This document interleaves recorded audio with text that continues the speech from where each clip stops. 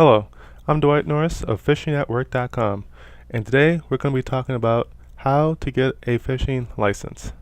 Now, getting a fishing license is not too hard if you have certain things in your area. As you see from this homepage, which is different from what I usually do, which is a face-to-face conversation, I'll be going on the internet. So, the number one place to get a fishing license is from a local fishing store. If you have a place that sells bait or fishing gear or hunting gear, they will most likely have fishing license for sale. They'll also have them for your boat as well, because a fishing license can be for an individual or it can be for a boat. It can be a commercial fishing license, or it can be for some other type of special fish, i.e. a lobster. So, other than a fishing store to get your fishing license, you can also go to large or big box stores like a Walmart or even some Targets, I believe I've seen them in, and places like that. I personally, in the past, have gotten mine from Walmart. You go in, you go to the fishing section, you get a little entranced, you buy a couple lures, because you need more lures, and then you need more line, and then you're looking at fishing rods and fishing reels, and you're like, okay, stop it. And then you go to the line, you talk to the person, hey, I need a fishing license. They'll be like, okay, that will cost X amount of dollars. Maybe it's 12, maybe it's 20. It really depends on where you live. And the unfortunate part about buying a fishing license is the fact that it only goes for a calendar year. So if you bought it in January, it will last 12 months for you. Awesome. If you bought it in November, it will last 1 month. That sucks. You still have to pay full price. It's not prorated, and they don't really care. It's the government. So the price is the price. You can either fish or hunt or whatever, but it's not going to change. Now the other way, which is so much easier, and I'm so glad they started doing this, been waiting a long time, is to have this, as we have here in Massachusetts, a website where you can get all the licenses you need for your extracurricular sports, i.e. hunting and fishing. So this is their official site from mass.gov, which they handle all of their governmental business. And here you can log in to Mass Fish Hunt, that's what they call it, to buy your license or report a harvest. Not even quite sure what that means. What are you harvesting? Oh yes, oysters and clams is also called harvesting, and there's a license for that as well. Licensing for everything. As you see here, there's antlerless deer permits because they obviously aren't a trophy buck, so they're different. And you just log in here with your last name and your customer ID if you know it. Most people will not remember their customer ID after 12 months. I never do. I usually have to fill this in, my last name and all that stuff.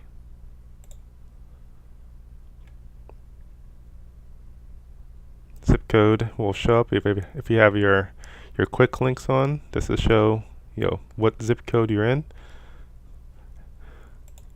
Cool stuff. And your date of birth, and then you're in.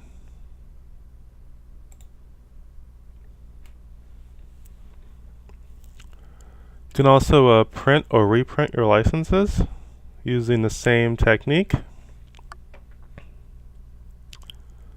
I think recently I brung my fishing license fishing, and it rained, and I didn't have a waterproof fishing bag, and the paper got completely soaked. 'Cause who laminates a fishing license? No, just reprint it. It's cheap. It's easy. Especially if you can go online and don't have to go into Walmart or somewhere else to give them like your name and a code, and they have to call somebody and all that crap. No, just go online and print it out. Super easy. And let's buy your freshwater fishing license is the same thing. You can buy your hunting license here, and it's cool. It goes to the same place. You just have to choose what you want to do. And then there's links also right here to see how much does it cost. And it shows the complete list, hunting in freshwater. Now, I'm showing you the Mass website, and your state might actually have something similar. Hopefully they do. And hopefully this is cool, and it shows everything. But hopefully it's a lot cheaper for you, because here it is not cheap to have a little fun. I mean, really. Whew. Of course, if you're age 15 to 17, which is a resident minor, I'm not sure of why they have those arbitrary years. It's free, but obviously it's really 0 to 17 that it's free. Children don't need a license at all. Oh, now I understand. From 1 to 15, you don't need a license at all.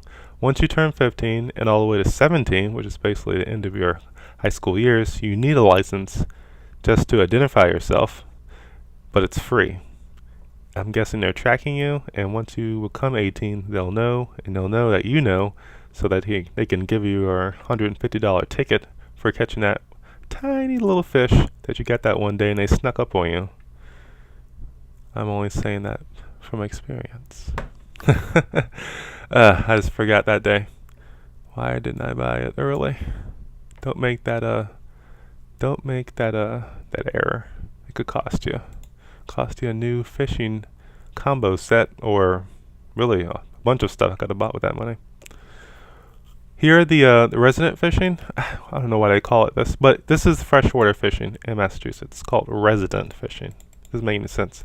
Just let's call it freshwater fishing.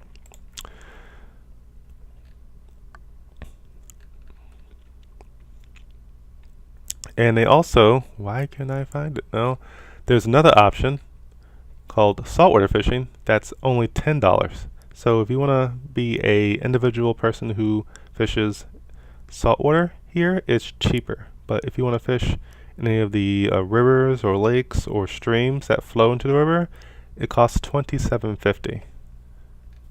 Over double the price. Quite amazing. And obviously there's senior discounts. Hopefully your place has that. And if you're really old, like, more power to you, man. Still fishing, still doing it. I love that. Hope I'm doing that too. And sometimes you'll see like a special area. Quabbin Reservoir is actually a water source for Boston. And they don't I don't think they let motorized vehicles there. And they want to keep it like pristine. They stock it with trout, and they actually last over a year. So not like they're stocking it all the time. And they want to keep it pristine, so they charge you some money. And hunting is a similar way, but hey, this is fishing at work. But hey, if you want to hunt, awesome. There are lots of laws and lots of rules and lots of charges for that as well. You have to pay, and you have to pay more. And then there's big game, deer, bear, turkeys. I've even seen a moose go through my neighborhood, and I only live a couple miles out from Boston. It was an oddity. And there's also coyotes around here. They're a little ominous. There's trapping. Trapping's pretty popular along the Appalachian Mountains. Bears are everywhere. At least I think they're everywhere, but they're not as prominent as they used to be. And you could be a fur buyer and all these other weird things that I don't know anything about. But for all of you hunting folks, this is what you need to do, and this is an easier way to do it. It stinks when you can't make heads or tails of some of the rules and regulations, but here in Massachusetts, they actually charge you a mandatory fee called a wildlands conservation stamp. That's $1 or $5. Yeah, $5 on top of what you already paid. So yes, more money to help the environment, which is good. There's no guarantee that it's all going there, but somebody's trying to do more. And hopefully your money is going the distance that it should. If it's not, you should find out and make sure it does that. So, this is the end of the presentation on how to get a fishing license, and I hope that once this 2019 year starts, you go directly to this site, you get your license, and you get prepared to go fishing, because that's what I'll be doing. I'll be getting all my gear ready, I'll be getting new gear, I'll be finding places to store gear, and I'll be trying to find ways to buy more gear without alerting the family. Hey Dwight, where'd you get all this stuff from? Well, it was on sale. Use that one. That one works. So, checking out.